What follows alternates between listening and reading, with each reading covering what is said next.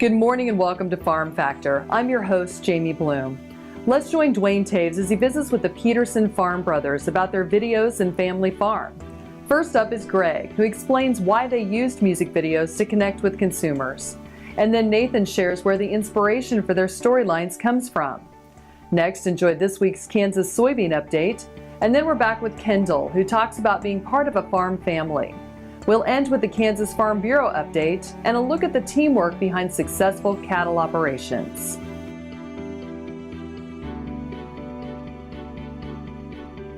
Closed captioning brought to you by Ag Promo Source. Together we grow. Learn more at agpromosource.com. This segment is brought to you by Kansas Wheat. Learn more at rediscoverwheat.org. Welcome to Farm Factor. Let's join Duane and Greg Peterson and learn why the Peterson Farm Brothers used music videos to advocate for agriculture. Duane Toews joining you once again here on Ag AM in Kansas. While at the Great Bend Farm and Ranch Expo, a chance to catch up with the Peterson Farm Brothers. Greg Peterson joins us here on the program. And Greg, certainly I'm assuming 5 years ago you probably didn't have any idea that you guys and your brothers' life would be kind of where it is at this point. No, we definitely had no idea, and even to this day, we're still surprised with the opportunities and the results that have happened as a result of making that first video 4 years ago. Obviously, you guys have a working operation, working farm and ranch that you've got, and a great story that you have to tell. What inspired you to utilize music and video to be able to tell that story of agriculture to those people that maybe don't understand? Well, I was an agriculture communications major and a music minor at K-State, and so I kind of had that background. And then, just learning in class about the disconnect that there is between people from the bigger cities and farmers. Most people don't know where their food comes from. So we wanted to make a video that helped educate our friends what farming was about and where their food came from. And so that's what we did, and everything's kind of resulted from that. Now, to say that it went viral probably is an understatement, and the wave has continued, if you will. Yeah, it's been incredible. That the first video got about 5 million views in a week, and it was just overwhelmingly viral. And then we've continued to make videos, and 4 years later, we're up to over 40 million views on all of our videos put together. Obviously, when we think about telling that story, a lot of people feel inadequate or are unable to really unsure how to tell that story of agriculture. And you, your brothers, your family really have done a tremendous job. Where's that inspiration come from? I think, the inspiration for me just comes from just wanting to correct the misinformation that's out there about farmers and ranchers. The agriculture community is such a special community, and it's just something you're proud of, and you want to make sure people understand it the way it's supposed to be understood and not being inaccurately represented. Obviously, it's almost like a form of education, if you will, of consumers. Yeah, we try to kind of strike that balance between entertaining people and getting people to laugh and enjoy our videos, but also educating them through our different posts, about why farming is important and the truth about farming. So 5 years ago, you had no idea you'd be where you're at today. Have you guys talked about the future, how long you want to continue to try and do this? And does it get in the way, if you will, of your operation? You got chores to do at home. Yeah, we do. And, we don't necessarily have a 5-year plan for the next 5 years, but the goal is to hopefully all three of us farm together, but we understand that one or two of us may have to have another off-farm job, to kind of help supplement that. But we're hoping to continue to make YouTube videos and advocate for agriculture online as much as we can, as long as it remains feasible. And but we always have to make sure to get all the work on the farm done too. Dad definitely emphasizes that. So. Our thanks to Greg Peterson joining us here at the Great Bend Farm and Ranch Expo. Peterson Brothers Peterson Farm Brothers, working to tell the story of agriculture to those through YouTube videos and parodies. Jamie, we'll send it back to you. Folks, stay with us after the break. Duane will be back with Nathan Petersen.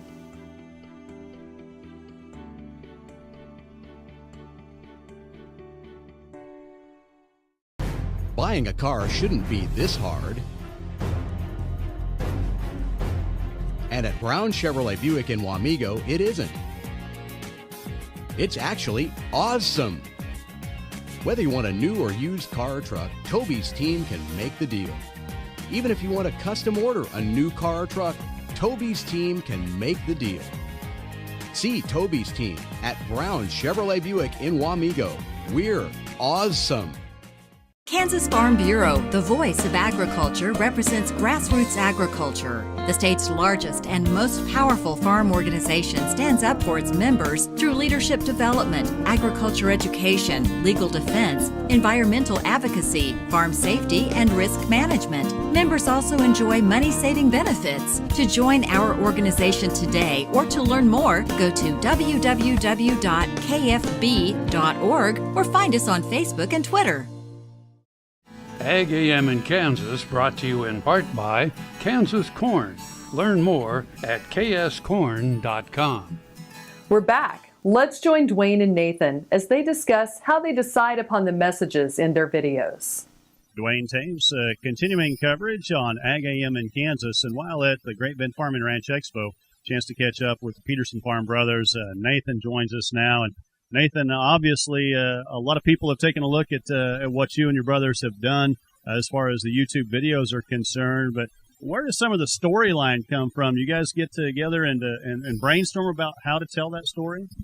Yeah, so we're always trying to come up with new ideas and stuff. And so we have like a group message that we'll text back and forth ideas just on, a song, maybe a song we've heard that's getting real popular, or even other ideas we see like on the internet.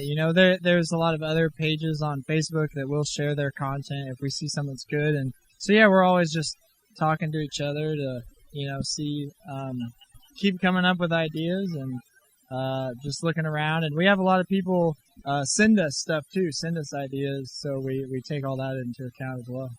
You referenced Facebook. Obviously, social media is becoming a bigger part of a lot of people's lives. Another opportunity to kind of tell the story, if you will. Yeah, we set up our Facebook page for the Peterson Farm Bros just right after the first video went viral, and we didn't know what it would be. We just kind of made it to have it, and now it's turned into a pretty big following that we can share information with lots of people, and also they share information with us. And it's really incredible to see the power of the internet and how it can connect so many different people from different backgrounds and just be able to share information with all of them. One of the interesting perspectives of mine is in looking at some of the posts you guys have had, that you take a real world issue but break it down so that that the average consumer maybe can get and understand why you do the things you do.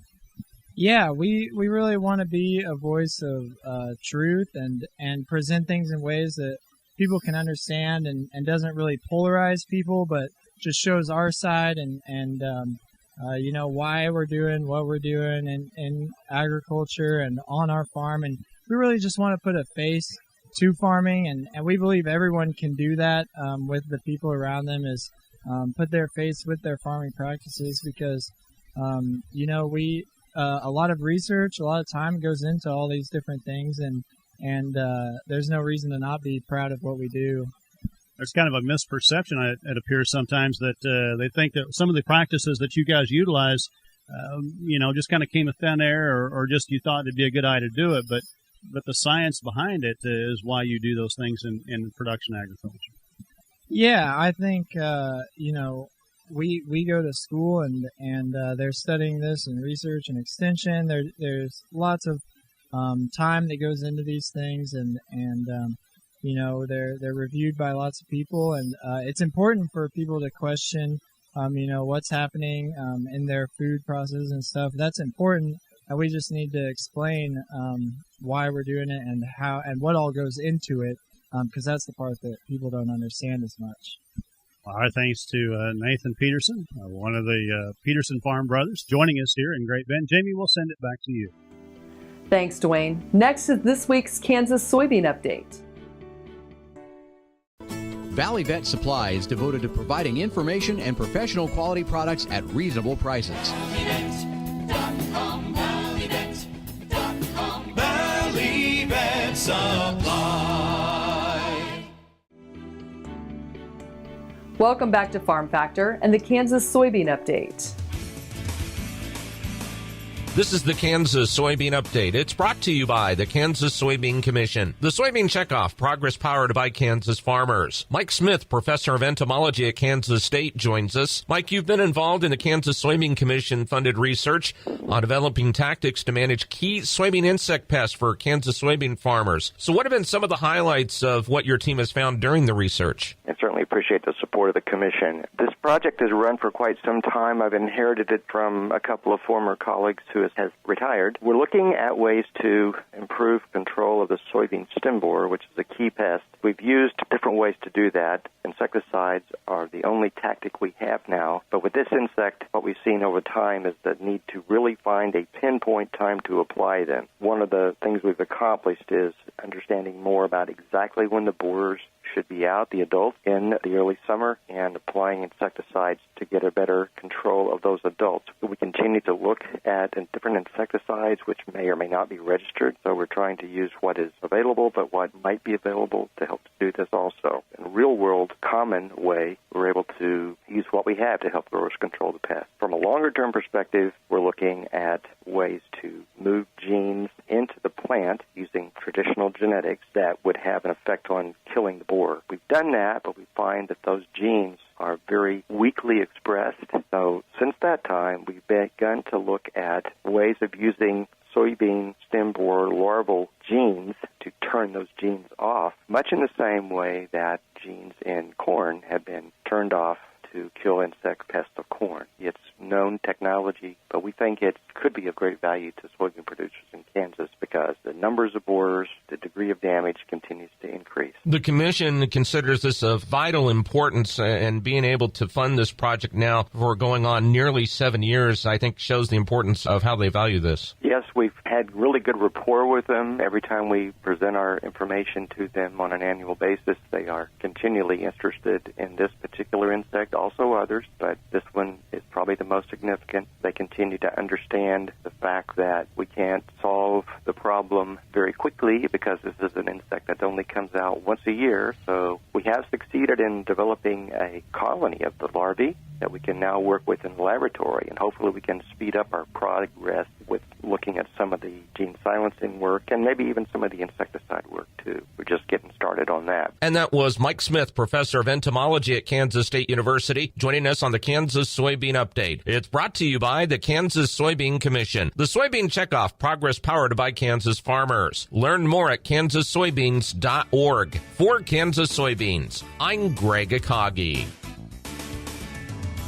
You enjoyed this week's Kansas Soybean Update. After the break, let's join Duane and Kendall Peterson.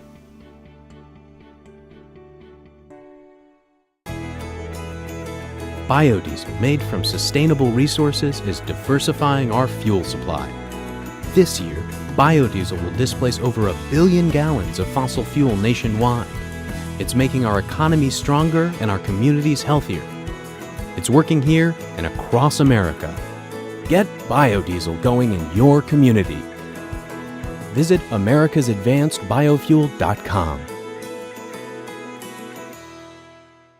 Soil is the life of a farm, and for 25 years, SureCrop Liquid Crop Nutrition has helped growers produce abundant quality crops while preserving and improving the soils they steward. SureCrop offers complete soil and plant analysis with cropping recommendations, delivery direct to your on-farm storage, and quality crop nutrition custom blended for your field. Choose SureCrop for the assurance of excellence for your soil. Call today or visit their website for more information.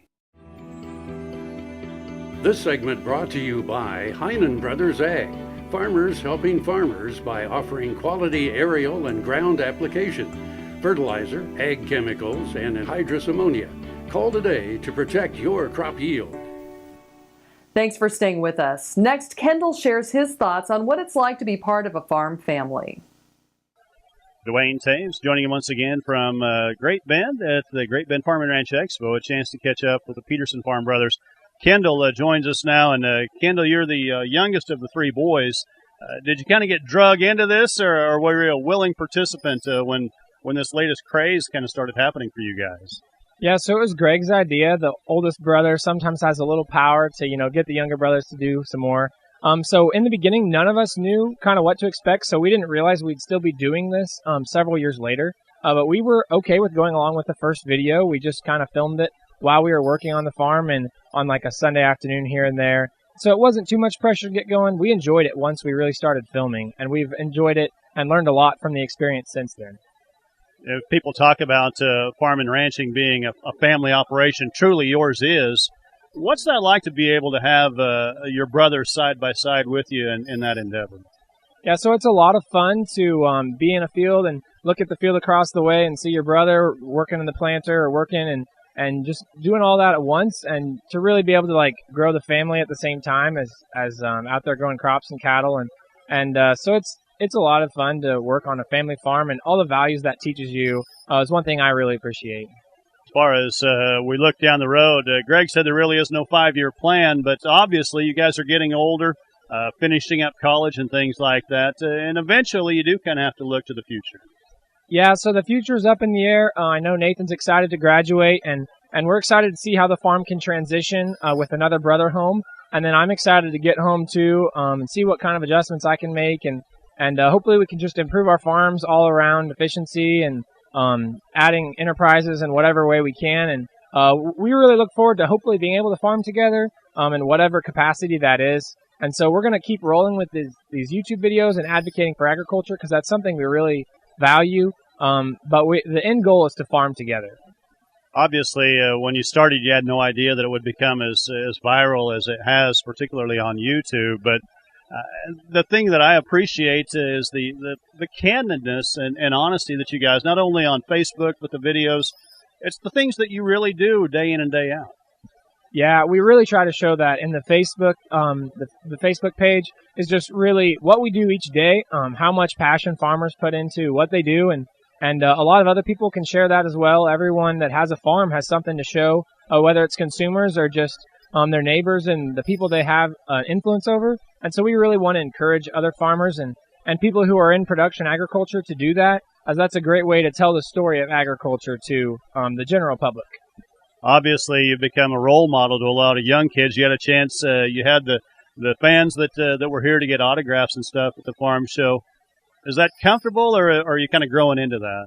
Yeah, so that's one of the most encouraging parts, is getting to see the next generation, whether that be the really young kids that we kind of kneel down to take a picture with, or like FFA people who are at conventions. And so both of those are really encouraging, because we're kind of following the footsteps of like our dad, and then we're trying to like encourage the next generation. It's really exciting to see people get excited about agriculture, and that's one thing we really try to stress. So it's great to see the next generation, people excited about not only the videos but about farming themselves.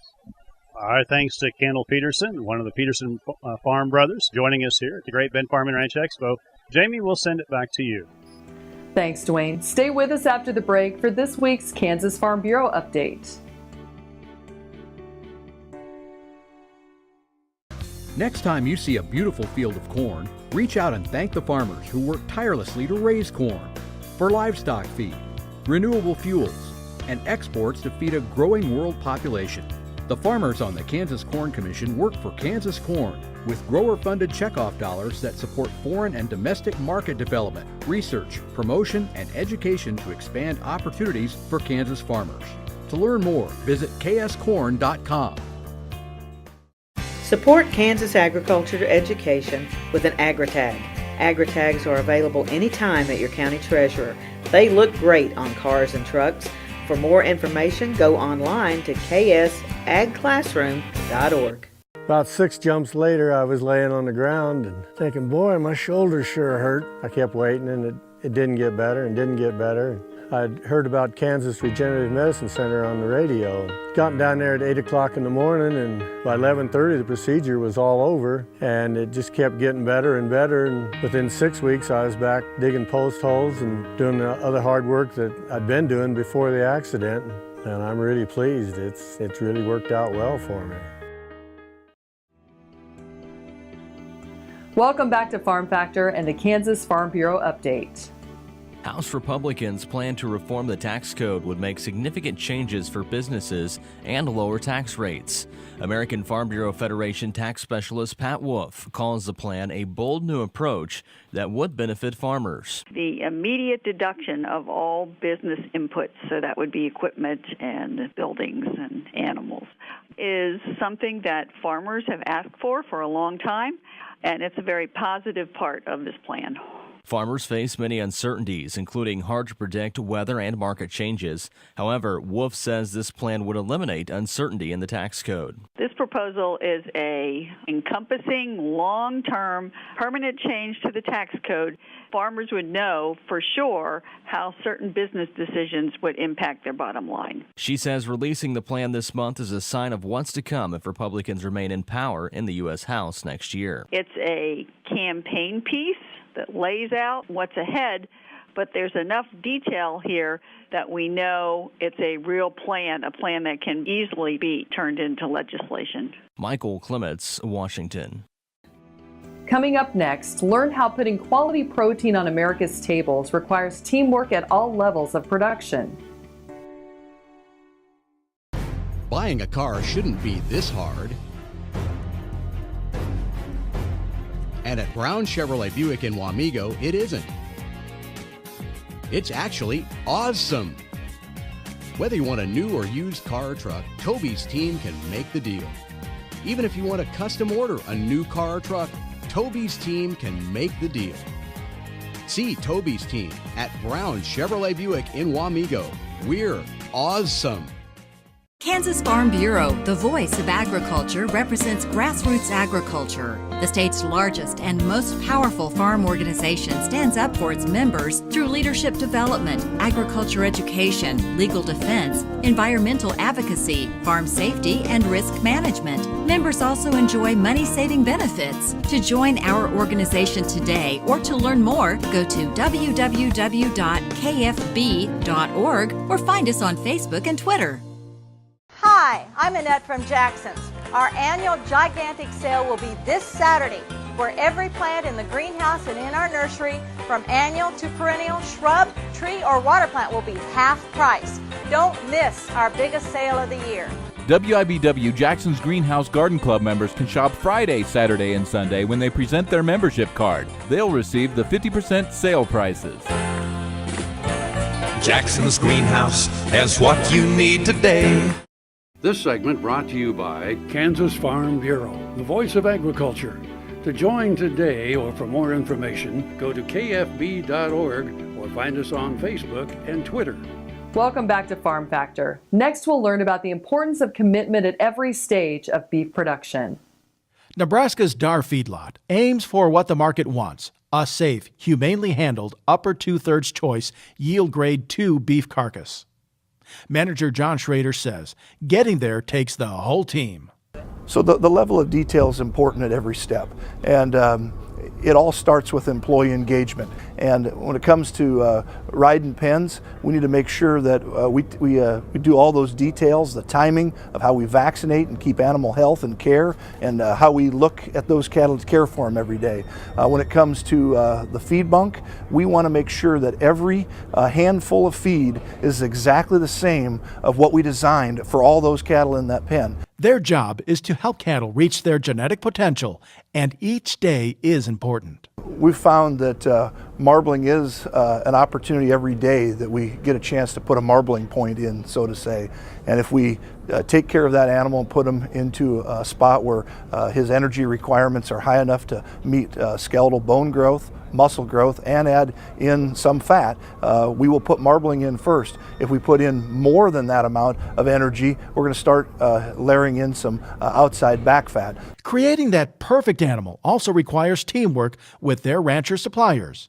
DAR works to provide feedlot and carcass data that cattlemen can put to use. The big challenge today is to put that data in a format that challenges people to change what they're currently doing and understand where are they at now, where do they want to go, and what types of things can we do and measure that change. Schrader also says the right ranch and feed yard level choices will keep improving beef and the beef business as a whole. I'm Bob Cervera. Thanks for joining us. I'm your host, Jamie Bloom, and I hope you enjoyed today's show. See you next week on Farm Factor. We're here every Tuesday on Ag AM in Kansas. Closed captioning brought to you by Ag Promo Source. Together we grow. Learn more at agpromosource.com.